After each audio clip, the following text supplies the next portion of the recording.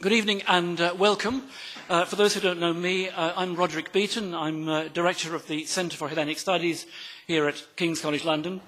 And it's a very great pleasure to welcome the Society for Byzantine Studies, not I think quite for the first time to King's, but I'm assured for the first time to this this august room, which has a certain heritage. It's called the Anatomy Theatre, and it's called the Anatomy Theatre for a reason. If you look at the middle bit, that's where they put the cadavers. And you are seated in the prime seat so that you can peer down and see exactly what's going on inside. So we're going to be looking at the anatomy of a rather different specimen, the Byzantine Empire, in a moment. But this is where you are. I'm glad you managed to find it. King's is also known as the Cretan Labyrinth. But it's a very great pleasure to, as I say, to welcome the Society, particularly its chair, Elizabeth Jeffreys, of whom more in a moment, and the Secretary, Tim Greenwood, who's come all the way from St Andrews, and I understand has done all the work in organising this splendid event this evening. If I may, before we start, two brief announcements. Many of you will follow, I'm sure, I hope, follow the events that we put on in Byzantine Studies in the Centre for Hellenic Studies at King's. In 2 weeks' time, on the 17th of November, we have the great Panayotis Agapitos from the University of Cyprus talking about a history of Byzantine literature. And we had announced an event on the 21st of this month to launch the new online edition of the prosopography of the Byzantine Empire. Those who follow our website will know the sad news that we have had to postpone this event. If by any chance you don't daily follow our website, I apologise for making this announcement now, but we've had the academic work on preparing the latest edition of the prosopography by Michael Jeffreys has been completed long time ago. Wonderful academic work has been done. Sadly, the new technology that supports an online prosopography is the one that is holding us up. So we thought it was only prudent to delay a launch of this auspicious publication until we actually have a fully functional online prosopography. So apologies for that. The other thing to say, looking ahead, is that at the end of the lecture, you are all most warmly welcome to a reception, which will take place through those doors on your left. So exit stage right or left, whichever one it is. Don't go out the door you came in, and you can leave with a drink in your hand, or you have a drink in your hand before you leave. So it's my great pleasure now to hand over to one colleague from Oxford to introduce another colleague from Oxford, Elizabeth Jeffreys, to introduce the speaker.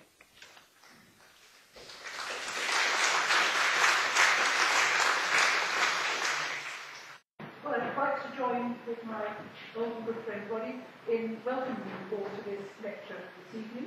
This is the autumn lecture of the Society for the Promotion of Byzantine Studies. It moves around the country a bit, but it tends to think that London is its home, and it's delighted and very grateful to the Department for Women's Studies here in King's that through their good offices we've been able to hold the lecture in this theatre this evening. So thank you, Roddy, for organising things, and Tim, and welcome. Now, perhaps I can put in a further plug for the Society. You should have been handed a membership form as you came in the door. If you haven't, do collect one as you go out. We would be delighted if you're not a member already, that you should become a member. If you want to know more about the Society, we have a website which is on Google Byzantium.co.uk, and you will get there. That will tell you even more about us. However, the main purpose of this evening is to hear the lecture. And I'm delighted to introduce Jane Clark-Johnson, who has spent a career in Oxford teaching generations of undergraduates about the intricacies of the curious world of the eastern end of the Mediterranean, the Byzantine world. There has been a stream of well-trained young people coming under his edict who have gone off to do all sorts of science Byzantium. James has many publications to his name.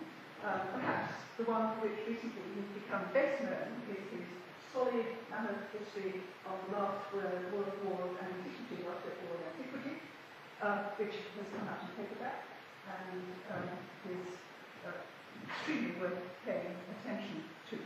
Now, James this evening is moving to a slightly later phase of Byzantine history, and he's going to talk about the emergence of the Turks into the Byzantine world. James.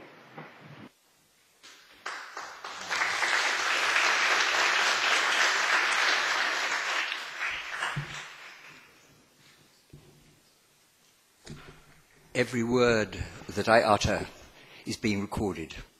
I've been given instructions to treat this microphone as the audience. So I won't actually pay any attention to any of you. This is my audience. It's an honour, great honour, to give the annual lecture of the Society, a body which has had an extraordinary success in its first half-century. I come as an aged defunct who started research in those distant days when the graduate student was very much on his or her own, without the comfort and encouragement of a band of fellow young Byzantinists. As one of the audience knows, I make up for that these days by hobnobbing with the young Byzantinists at Oxford as much as possible. Despite the camaraderie generated these days, we should still ask ourselves why we concern ourselves with Byzantium. There is, of course, a pleasure in picking up odd bits of data about a past culture and trying to piece them together. Not to forget that historical amnesia would not only occasion worry, like ignorance about the world outside our immediate environs, but would also make it quite impossible for the wielders of power in our world to cope with other peoples and other cultures. Byzantium, though, stands out as an alluring field of study for three reasons, in my view.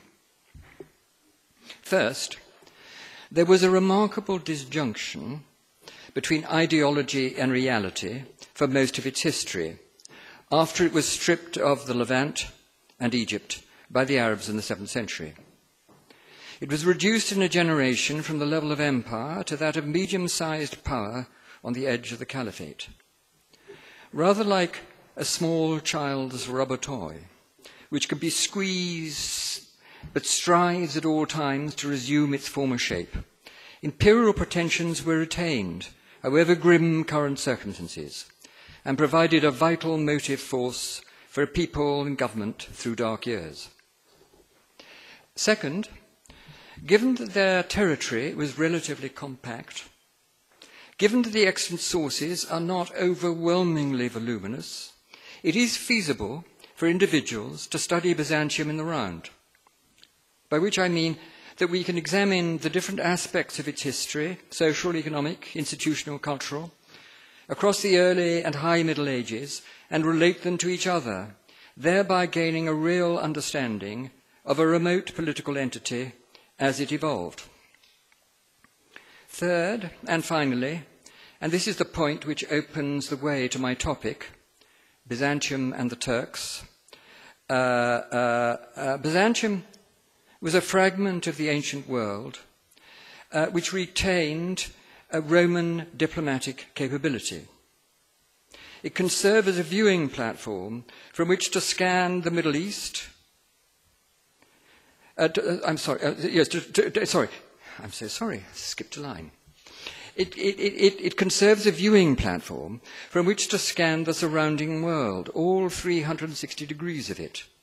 From the heartlands of the world empire of Islam in the Middle East, through the Mediterranean and continental Europe in the West, a region Germanicized and Arabized in late antiquity and the early Middle Ages, through Central and Eastern Europe, Slavicized, to the Eurasian steppes, running along the northern flank of the great mountain ranges, the Caucasus, the Elburz, the Pamir, and the Tian Shan, I refer you to map 1. Running along the flank of those mountains to the inner Asian frontiers of China in Mongolia.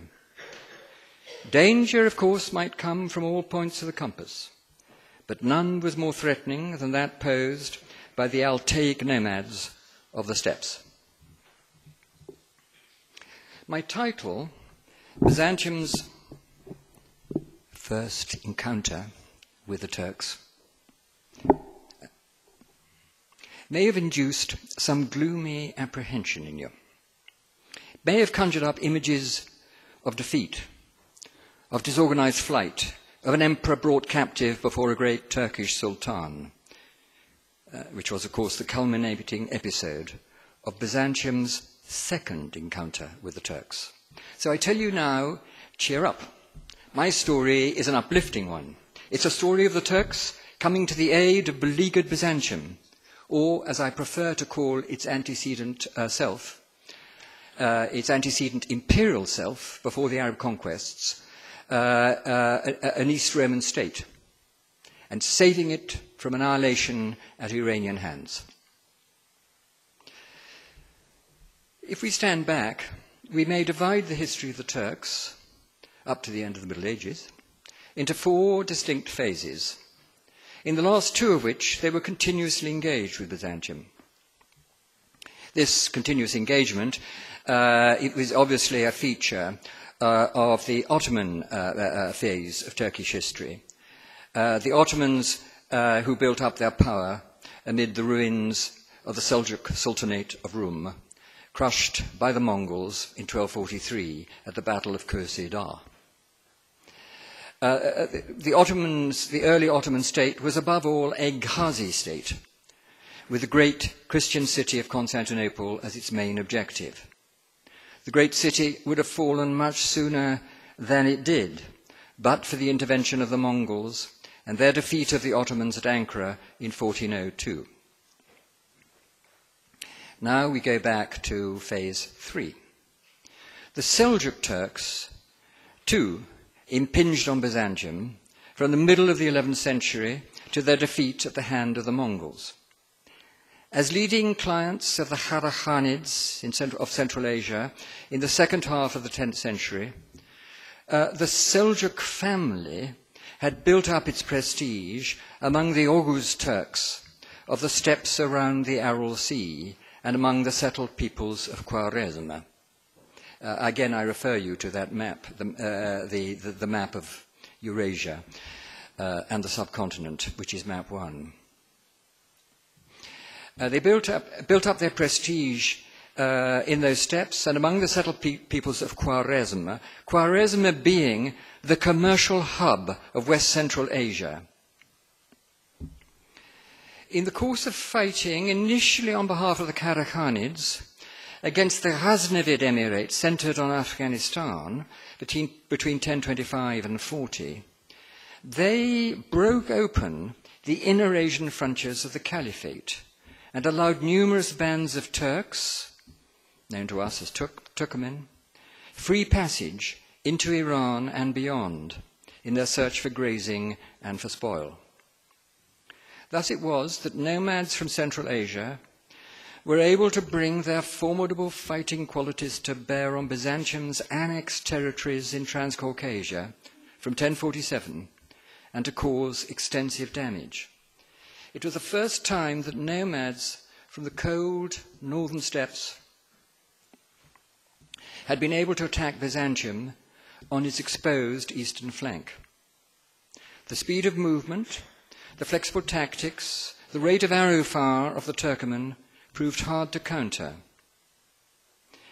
In the long run, I'm here referring you to map 2, with highland bastions to the north, Iberia, which corresponds roughly to Taik on that map, and another bastion to the south, Vaspura Khan, and a number of well-fortified cities headed by Theodosiopolis and Manzikert in between, Byzantium might have been able to weather the Turkoman storm and blunt their raiding verve by guerrilla harassment. but intermittent intervention by large organized Seljuk armies caused irreversible damage, taking out defensive strongholds and denting the confidence of Byzantine commanders in the field.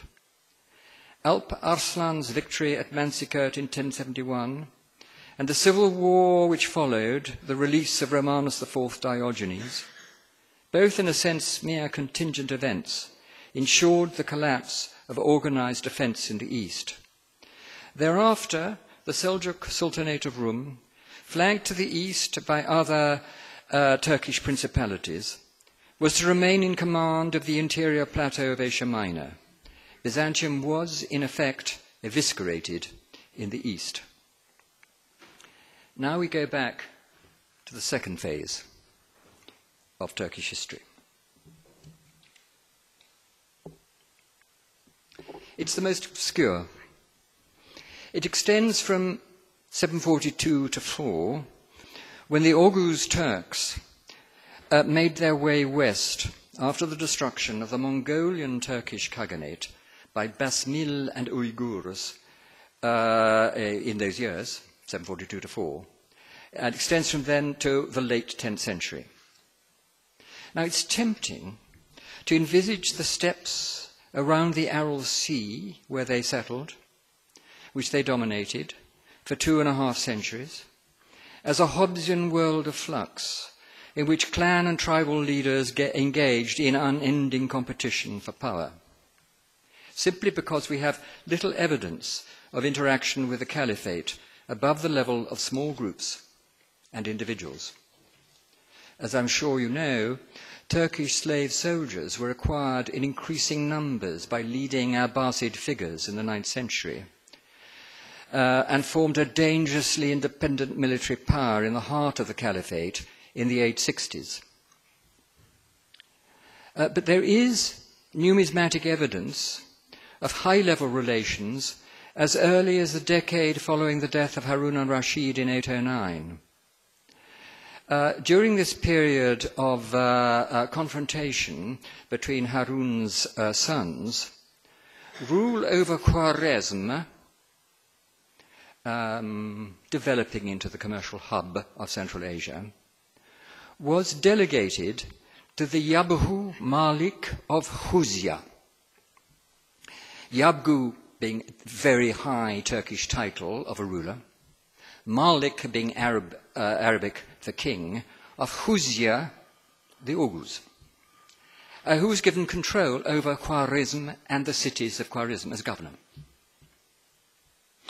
The existence of a single recognized supra-tribal leader, the Malik or king, implies a degree of organization at the tribal level which we might not otherwise suspect. Confirmation that each tribe had a Yabgu of its own and a deputy leader, the title is Hudar Kin, comes from Ibn Fadlan's account of the journey of a caliphal mission across the steppes from Khwarezm towards the Middle Volga in early spring 922. In the course of the 9th and the first 60 years of the 10th century, the Turks, the Oghuz Turks, undoubtedly profited from the growth of north-south trade, if only from economic exchange with the booming cities of Khwarezm. This, in turn, helped on the percolation of Sunni Islam into the steppes. We come now to the first appearance of Turks on the historical stage. That is the first occasion when they caught the eye of a literate, historically minded people. And I'm afraid Elizabeth has misled you into thinking that we're going to venture far beyond the end of Antiquity, because this is the period on which we shall be lingering. They were one of the nomad peoples subordinated to the Ruran, or Avars, who dominated the steppes fronting China in the 5th and early 6th centuries, and were successors of the Xiongnu, or Huns, who are marked on map 1. They helped the Ruran to suppress a revolt by another subordinate people, the Tile, in 546, after which their ruler Bumin asked for a bride from the Khagan of the Ruran. When this request was refused disdainfully, Bumin rebelled, and in 551 succeeded in gaining the support of the Western dynasty in northern China, an alliance sealed by his marriage to an imperial princess. In the following year, 552, the Ruran were defeated in battle and were replaced by the Turks as a hegemonic steppe power. Within a very few years, by 557, Turkish authority was extended over much of Eurasia, from Mongolia to West Central Asia, where it came into the field of vision of the Sasanian Persian Empire. These are the Turks with whom I'm concerned. They had diplomatic dealings with Byzantium, or, in other words at this time, the East Roman Empire, in the 560s and 570s. And 50 years on, in the latter stages of the last great war of Antiquity, 603 to 28.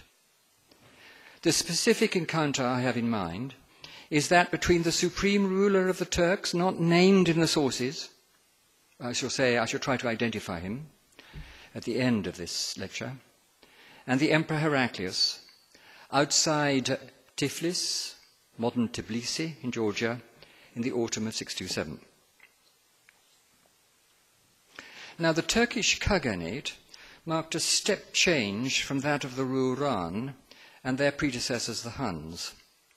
This is evident both in the scale of Turkish ambitions and in the grandeur of the memorial complexes which were built in honor of Khagans and other great men. You find on their location on map 4.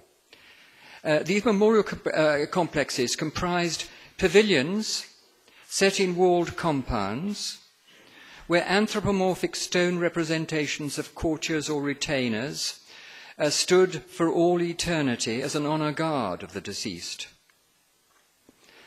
And the approach from the east to the complexes was lined by upright stone balbals, each stone standing for a defeated adversary.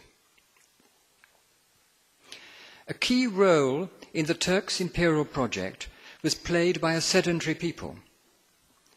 Customarily, the settled inhabitants of the continuous plains within reach of the steppes, or of the oases which are strung out across it, were subject peoples who supplied useful services, supplies and goods for their nomad overlords, and who benefited in exchange from the stability provided and were able to undertake large infrastructure projects of their own. The Turks, however, co-opted the merchant aristocracies of the cities of Sogdia, that is Transoxiana, beyond the Oxus River, that is the Amu Darya on your map.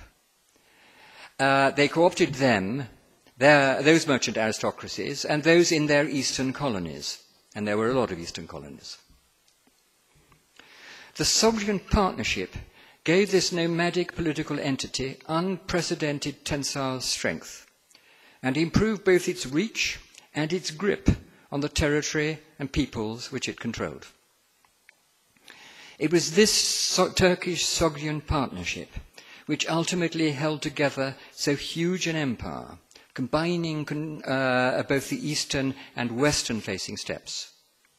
The Turks having their power centre in the east, the Sogdians theirs in the west. In command of the whole sweep of the steppes, and with a trading network reaching well beyond, the Turks were in a position to pick up early news of weaknesses or conflicts in the different component parts of the adjoining sedentary world.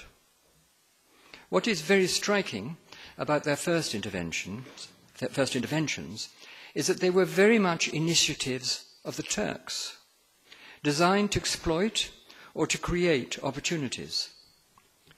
It was the Turks who proposed to the Persians, probably in 559, that they should join forces with the Hephthalites, at that point in control of the lands beyond the Oxus.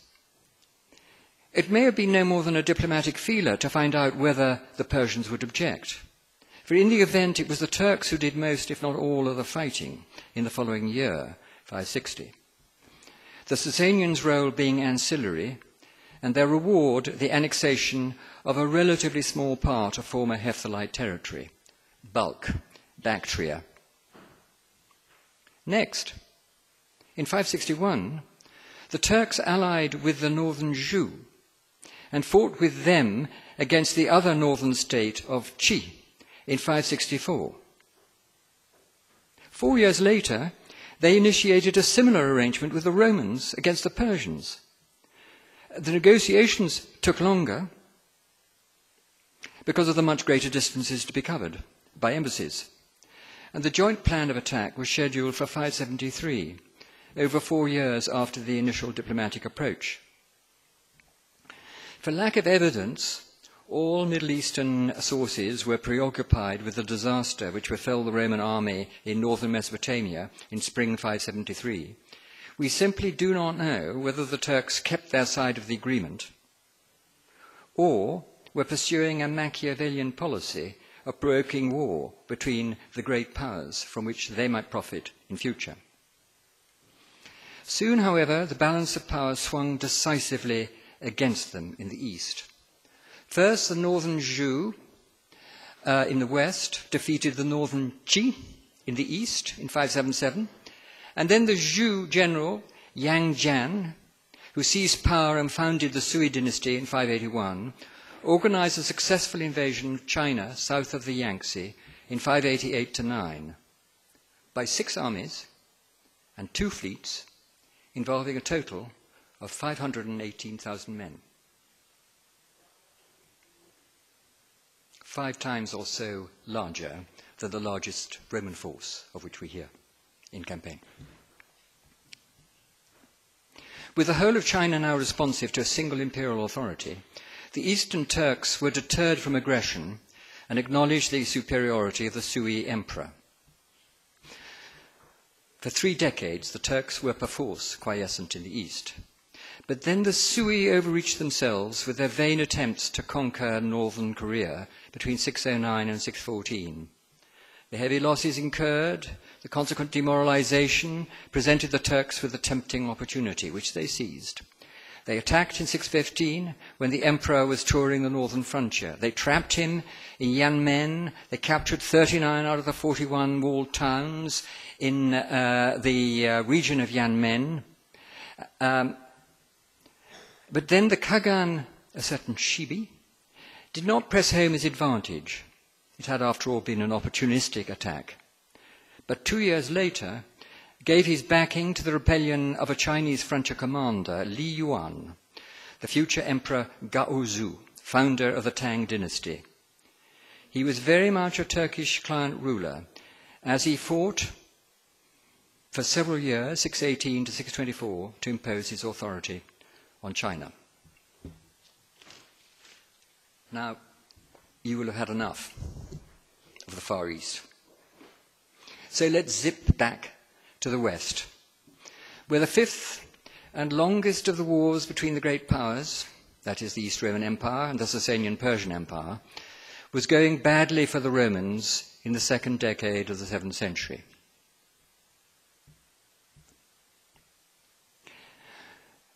This war was triggered by the successful coup of the senior Balkan general Phocas in early November 602. The Emperor Maurice was overthrown and executed together with 5 of his 6 sons. This gave the Persian Shahanshah Khusro II the perfect pretext for declaring war and setting about recovering territory which he had ceded to the Romans after Maurice helped restore him to the Sasanian throne in 591. The rebellion of Narses, Roman commander-in-chief in the Levant, offered hope of an early breakthrough into Roman-held North Mesopotamia. A carefully staged ceremony in 603 in the Cathedral of Edessa, at which Narses, the general, presented Maurice's eldest son, who almost certainly had escaped the fate of his father and brothers, to Khusro, who was then crowned, and he was then crowned as Theodosius III. This ceremony made public the justice of Khusro's cause.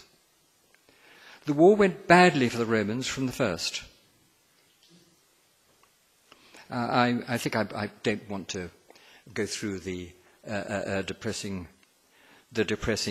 tale, but Dara, key fortress in the south, fell in 604.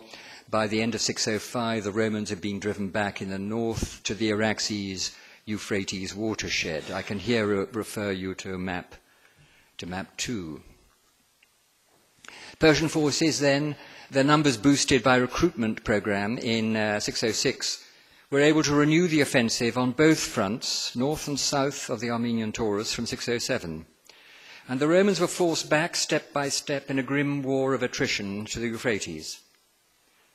Then came the crucial Persian breakthrough across the Euphrates in summer 610, as the rebel movement initiated by the exarch of Africa, the elder Heraclius, and directed by his son Heraclius the Younger and his nephew Nicetas, was preparing for a naval attack on Constantinople. By the end of the year, Persian forces had reached the Mediterranean beyond Antioch, thus dividing the empire in two and thereby encumbering its defense with the problem of exterior lines. The Heraclian regime launched a counteroffensive in 613 after expelling a Persian force from Caesarea in Cappadocia, which they'd captured in 611. But this counteroffensive was thwarted. Heraclius was defeated, not badly, but nonetheless defeated near Antioch in 613 and forced to withdraw. This defeat sealed the fate of the Levant and opened the way for a quickening in the pace of Persian advance. So what you're getting is a very potted version of the last great war of antiquity. Now, Elizabeth very kindly referred to the work as already in circulation and in paperback. I'm afraid it's only the historiographical preliminaries to the work that is in circulation and in paperback, which does have a little summary account of this war and the dramatic events of the Arab conquests which followed in its last 100 pages. Now, the last great war of antiquity is in its final stages of revision. My wife has fun at my expense, remarking that I spent longer at work on it than it took to fight. And I'm afraid she's right. Now, but the pace of advance quickens. Northern Palestine, with the regional capital, the other Caesarea, was occupied later in 613. Answering a Jewish appeal at the outbreak of a pogrom, Persian forces from Caesarea besieged and captured Jerusalem in the middle of May 614. The news then spread across the Christian world, spiced up by Roman propagandists with details about atrocities and the desecration of the holy places. Over the following few years, the Persians made full use of the advantage of inner lines, sending an army to the Bosporus in 615 to deal a serious blow to the Heraclian regime, returning to Jerusalem and occupying the whole of Palestine in 616, raiding Asia Minor in 617, and in 618 making preparations for the invasion and conquest of Egypt, which took place in the following year. In 621, they were able to turn their attention to Asia Minor, the last substantial landmass in the east under Roman control, and they launched their first attack in 622. Heraclius, however, had not lost hope. He conducted intensive training exercises in Bithynia, just across the Sea of Marmara from Thrace, in 622, and then demonstrated the effectiveness and of the mobility, stamina, and fighting skills instilled in his men by a successful attack on the invading Persian army. He was planning to cut loose and to strike deep into Persian territory on what would be a dramatic diversionary attack. But problems in the Balkans delayed the start of this second of his counteroffensives for a year. He was able to set off only soon after Easter 624. Besides causing as much damage as possible and disrupting Persian sort of military preparations and support, he had an ulterior motive. He wanted to make contact with the Turks and to lure them into the war on his side. This was not a wild idea, for they had already intervened back in 615 without any prompting from the Romans.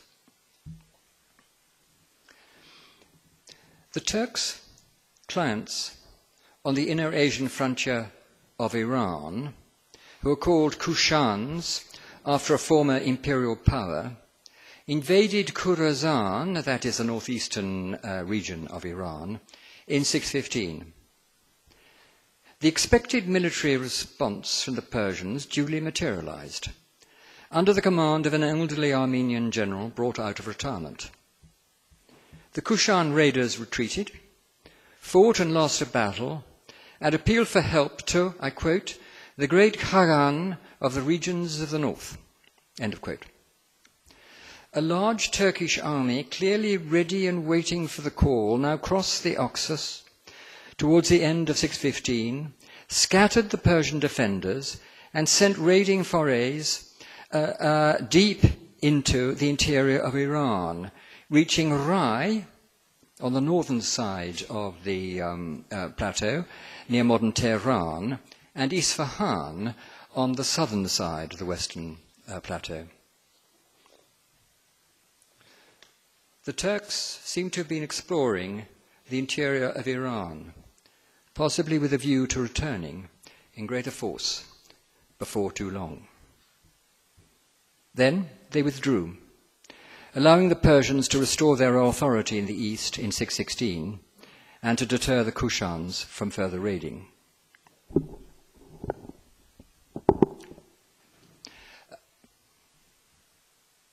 Heraclius caught the Persians by surprise in 624.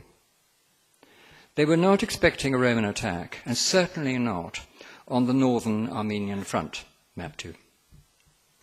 Heraclius was able to advance unopposed into Persian Atropatene, now modern Iranian Azerbaijan, where he sacked one of the three premier fire temples of the Sasanian Empire, that at Takhti Suleiman, and then went on to cause as much damage as possible to that important Sasanian resource base, which was Atropatene.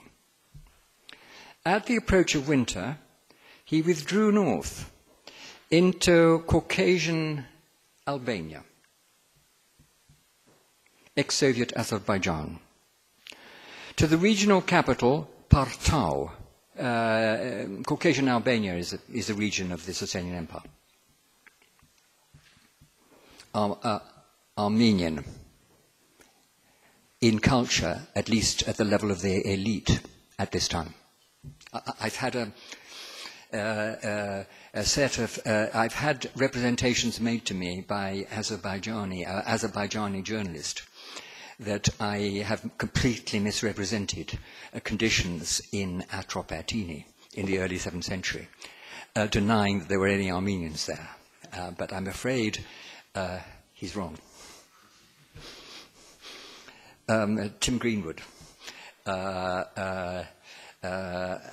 is the authority on the Armenian in Azerbaijan, and in particularly the variety of Armenian spoken in Azerbaijan at this time. Now, from the regional capital, Partau, which is on your map too, Heraclius sent off an ambassador, a certain Andrew, to the Yabru. That's the same high title we had used of the Oghuz Turks, to the Yabru Khagan, who is described as viceroy of the king of the north. So it's a Yabru Khagan who looks as if he is the second-ranking Khagan in the Turkish, what we could call the Turkish Empire.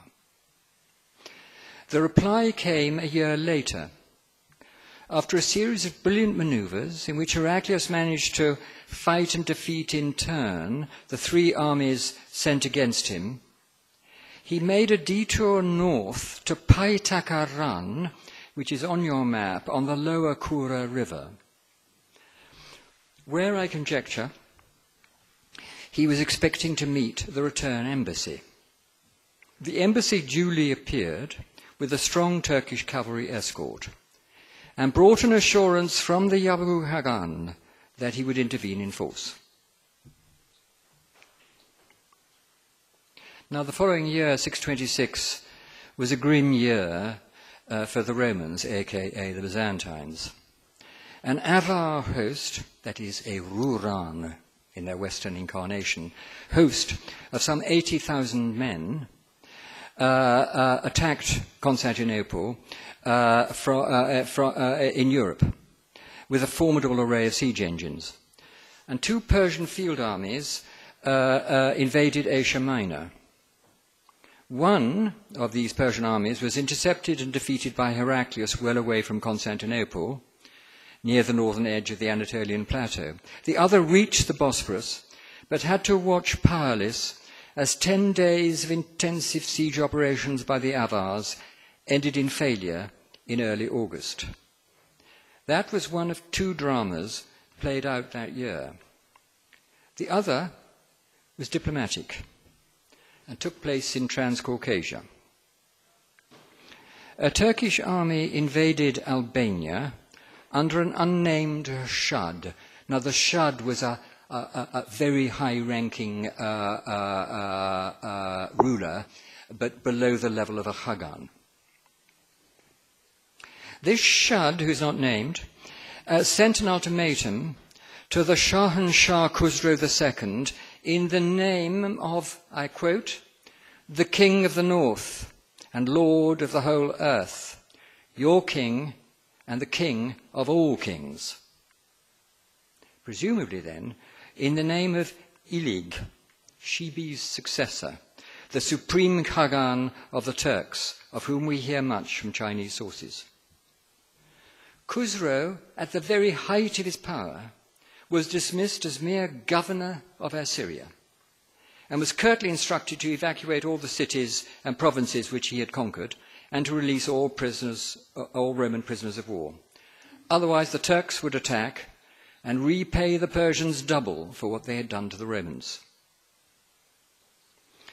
The threatened invasion was launched in 627, Khusro having rejected the ultimatum and issued threats of his own. This time, the general in command is identified as Yabu Hagan. So either the supreme Khagan himself, Ilig at this time, or the second-ranking Western Khagan, who'd been approached originally, Tong at this time. The Turks stormed the great fortress at Chor, Darband, map 2, which guarded the strategic passage between the eastern end of the Caucasus and the Caspian Sea. They broke through the associated long wall and two reserve lines of defense and advanced on Partau, the regional capital, where panic gripped everyone, from the Sasanian governor to the refugees gathered there. The city fell without a fight. The Khagan then turned west, marched up the Kura Valley into Caucasian Iberia, or modern Georgia, for a planned rendezvous with Heraclius. The Khagan, who had arrived first and had begun siege operations, rode out to meet Heraclius. Turkish troops and officers, who were drawn up on rock platforms, prostrated themselves before the East Roman Emperor. The two rulers embraced. Heraclius crowned the Khagan with his own crown. He gave a banquet for the Turks. He presented them with the plate and robes which he brought. And he decorated the Khagan and his leading officers with jewelry. A marriage between the Khagan and Heraclius' daughter, the Augusta Eudokia, was promised to seal the alliance. Tbilisi, ancient Tiflis, held out against the combined Turkish-Roman forces deep into the autumn. when Heraclius set off on the boldest of all his military ventures, a march south across the Zagros Mountains and a direct attack on Khosrow's capital, the twin cities of Ctesiphon and Ve Ardashir, not far from modern Baghdad. He succeeded in triggering a palace revolution in late February 628, and in the course of long drawn-out peace negotiations, 628, which lasted from 628 to 630, he managed to secure a return to the pre-war frontier, that is the frontier of 591, which greatly favoured the Romans.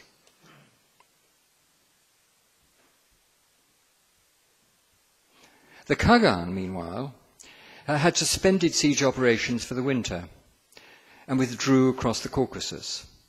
He returned the next year, probably following a plan agreed with Heraclius, and renewed the siege. The city fell, and with its fall, Iberia was removed, like Albania, from Sasanian control.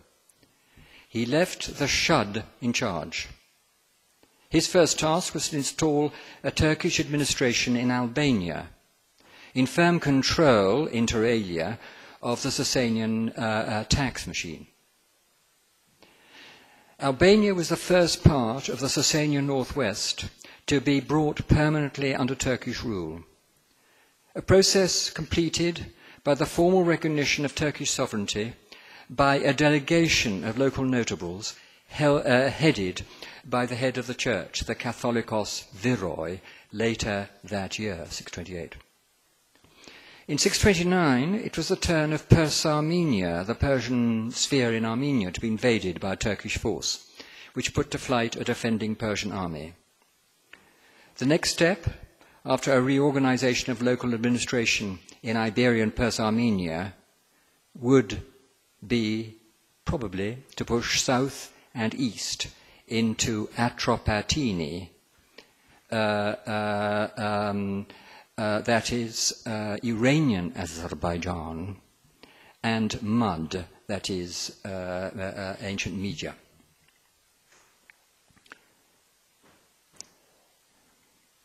Then there came a dramatic reversal of fortune. The Shad received a despairing message from the Yabgu Khagan. Marauders had attacked him. The Shad would not see his face again. He had not fortified himself properly, but had reached out for a kingdom to which he was not entitled. He had now fallen from his high position because of pride. He advised the Shad to withdraw immediately, before the news reached the surrounding peoples and they tore him to pieces. The Shad obeyed. The Turks vanished from Transcaucasia for 400 years. That's not quite the end of the story. We've got a loose end dangling. The question of the identity of the Yabgu Khagan who met Heraclius outside Tbilisi in autumn 627. Was he Tong, ruler of the western half of the Khaganate, who was obviously better placed to intervene than the supreme Khagan, Ilig? Or was he Ilig himself? The answer is that he was not Tong. By the way, a version of this lecture was given in Beijing in early July. And my joke pronunciation of Chinese words did lead someone, because the emperor, someone thought I actually knew some Chinese, which of course I don't. So that's, I'm afraid, why I'm saying Dong. Well, the answer is it was not Tong, because we have first-hand evidence from the account dictated by the Chinese Buddhist monk Xuanzang, dictated in 649, on his return from a long period of study in India. It's an account of his outward journey. This took place in 629 to 30. He set off from Sichuan to the two principal Buddhist centers in the Tarim Basin, Turfan and Kucha. They are on your map 1. It was a hazardous journey, on the way to Turfan and Kucha, and even more hazardous afterwards, when he crossed the Tian Shan Mountains in the winter to Lake Issyk and the city of Suwe, where the Khagan, Tong, was based for hunting. There is absolutely no sign of political disturbance in this western half of the Turkish Khaganate. The Khagan himself was relaxed and friendly. He asked Xuanzang and his companions to wait 2 or 3 days while he went off on another hunting expedition. And when he returned, he laid on a full ceremonial reception, followed by some drinking bouts and a great feast. After a few days, he sent them on their way with a letter of recommendation, a set of red silk garments, and 50 pieces of Chinese silk. And they went on their way to the Oxus, then to Balkh, then to Bamyan, and then south to cross the mountains into the subcontinent. Ilig Khagan, by contrast, so the successor to Shibi, who had trapped the Chinese emperor in 615, Ilig Khagan, by contrast, had been forced to flee from a massive Chinese offensive and was in hiding in 630 and was about to fall into Chinese hands. He was eventually turned into a provincial governor for the Chinese, for the Tang. Only 3 to 4 years earlier, in 626, Ilig had demonstrated his military power to the Chinese by leading a large army to the northern bank of the river Wai, close to the Tang capital at Chang'an. These appear on map 3. There he had halted, waiting perhaps, like Heraclius, outside the Persian capital for a palace revolution and the replacement of Gao Zu, the first Tang emperor, by a more complacent son. In the event the designated son did not take over, but a coup was staged by another son, Taizong. He countered Ilig's show force, and this happened in late spring, early summer 626. He countered Ilig's show force with one of his own on the opposite bank of the river. Now the river is very, very close to Chang'an, the Chinese capital. And now a summit meeting, like that between Heraclius and the Khagan outside Tbilisi, took place. Khagan and emperor met on the bridge over the river Wai and reached an agreement. It was a quite extraordinary agreement, given the circumstances. Ilig Khagan agreed to halt operations. In effect, he agreed to an armistice, and he offered 3,000 horses and 10,000 sheep to Taizong. An offer changed at Taizong's request to the return of Chinese prisoners of war. So what on earth was happening? What were Ilig's aims? Was he so confident of his military superiority and of Chinese acknowledgement of inferiority that there was no need to demonstrate it in practice? Was his generosity born of assurance, his gift intended to underline the lower status of the emperor? That's probably the only construction which we can put on Ilig's actions. But then a new question arises. Why was he content simply to assert his superiority in this way? What might have been his ulterior purpose? Why was he ready to reach an accommodation with the new Tang emperor? What need had he of an armistice in the East? Now, as you can see, the answer to these questions is to be found in the far west, where the war between the Romans and Persians was reaching its climax. Ilig Khagan was, in 626, planning to intervene and needed an absolute assurance that no crisis would arise in the East for a minimum of 2 or 3 years. Hence the return of prisoners of war, to deprive Taizong of any reason or excuse for resumption of operations. One can only speculate as to what Ilig's ultimate aims might have been. He may have been reacting to circumstance and seeing what could be gained, namely Caucasian Albania, rich in grazing, and a bridgehead south of the Caucasus, from which it would be easy to raid the Iranian heartland of the Sasanian Empire. But did he perhaps have his sights on bringing highland Iran as a whole, which had been explored from the northeast in 615 under Turkish control, before then turning back to encroach on North China?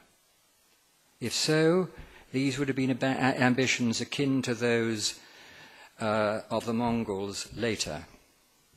But unlike the Mongols' plans, they were not realized. The new Tang Emperor Taizong encouraged tribal rebellions and defections from the Eastern Khaganate during Ilig's absence in 627-8, and then mobilized 6 armies for an attack in overwhelming force in 629, at which Ilig despaired and fled. And that's the point at which this little venture into the history of Roman, aka Byzantine, relations with the Turks, phase 1 ends.